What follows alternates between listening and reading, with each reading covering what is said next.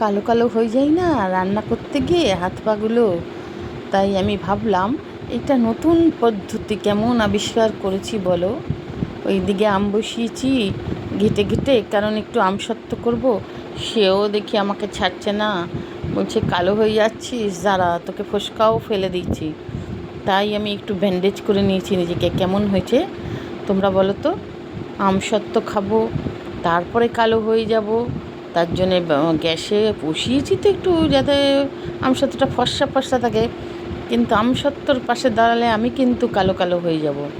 তাই হাত ব্যান্ডেজ, মুখ ব্যান্ডেজ, গা ব্যান্ডেজ, এই গরমের মধ্যে চাদর গায়ে, হেলমেট, হাতে পুরো ব্যান্ডেজ করে আমসত্ত্ব। যা লাফালাফি শুরু করেছে, আমার পক্ষে আর ওখানে দাঁড়ানো সম্ভব না। আর কালো কালো হয়ে যাচ্ছি, তার চেয়ে বাবা ব্যান্ডেজ করেই রান্না করি, আমার গায়েও ছিটতে পারবে না আর কালোও হব না।